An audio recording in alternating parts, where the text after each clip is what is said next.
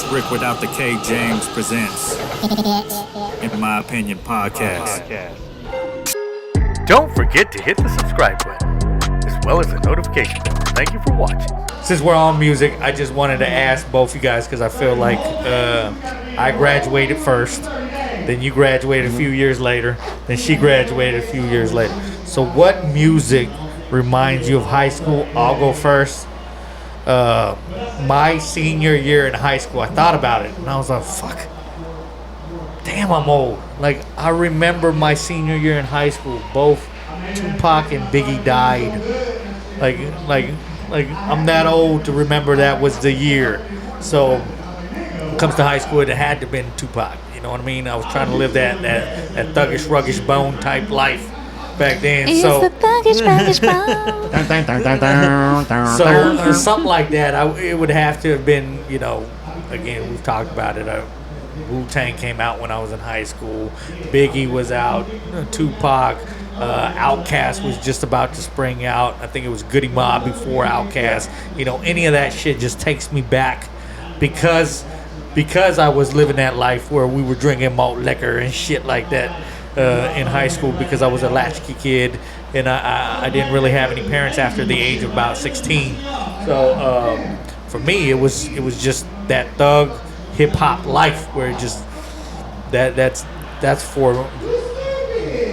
what is my chapter of the life. So for you, what would it be? Well, because I was a simp back in high school, and I ain't get no pussy and I had no game. Boys to Men. Boys to Men was the shit I was dedicating all my girls that I like. Boys to fucking.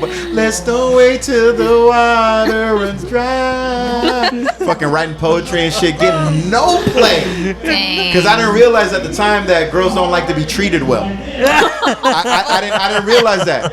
And then when I turned 20, I was like, oh, that's how you do it. You're supposed to treat them like shit, and then they respond to that. Okay. Have you stopped that? I mean, I had to stop at some point because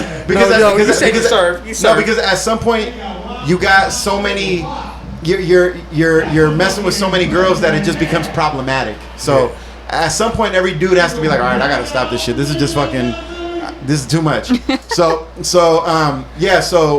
high school, Boys to Men, Jodeci must have been on the downswing. They were on the downswing, but we were still bumping the classics though. You know, and like back in the late '90s, we were still bumping the classics. What was that one song that was like a big graduation song too? That was End of the Road. Yeah, End of the Road. Yeah. And I will say, like, again, I'm so old that was my brother's graduation song. Right. 94. Yeah. So Casey and JoJo, that's another one. Yeah. When Jodeci broke up, it was like Jodeci 2.0 was Casey and JoJo, which is a funny Which is a funny story if you guys haven't seen that podcast where he talks about going to see Casey and JoJo. No, I went to go see Casey and JoJo, and Casey was fucked up. And JoJo was like realizing that he was all fucked up because Casey was like had a big drug problem at one point. Yeah.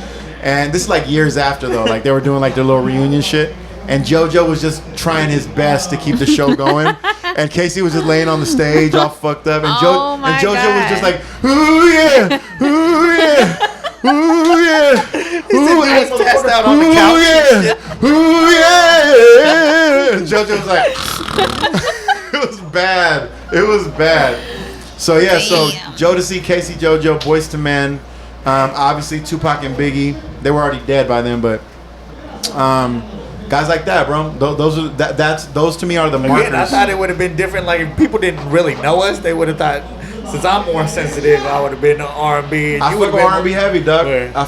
R&B taught me how to. Erykah Badu taught me how to rap because I fuck with the vibe of R&B so heavily that even when I started rapping and recording music, I was going off of that vibe. I wasn't going off of the Tupac shit or the Biggie shit. My vibe was smooth and enjoyable and make you feel good when I rapped. So she taught me she gave me a style. So that's how heavily inclined I am to neo soul. I gotta run back downstairs, bro. All right, girlie. We gotta ask. Yeah. What reminds you of high school? You know, I got the shit end of the stick. High school was fucking what? She's all. Nelly I was thinking and- no, it was more like crunk juice or some shit, right? And Yeah. Usher and Lil Jon. Yeah. Yeah. He was Lil hot. Jon. That was like when the sweat going down his balls was popping. And Lollipop and shit. That was Wayne. No, That was maybe a couple years after I graduated. that was a 08, but- so. Yeah, I got like the really shitty part. So like whenever I hear these throwback stations playing these songs, and I'm like, fuck, like why do I gotta listen to this? This is throwback. This isn't even a classic, or you know. So I ended up going to independent study and graduating early. I got out of that shit, and it was when I got out of that is when I really got into underground hip hop. So like MF Doom was really heavy at the time for me. Lucchini. This Is It, Camp Lo. I really got into Wu-Tang and Mobb Deep and like. About like Tech 9. Was that? I didn't get turned on to Tech 9 until like recently. Really? Yeah. I was aware, but it was too raw for me. You know, like how it was too much. I don't know. So. Okay, then let's talk about hip hop real quick. Because when I had Kara on, I don't know if you watched any of those episodes. Yes, I about did. hip hop, right? I did my homework, and Kara liked way more dark hip hop than I thought she would.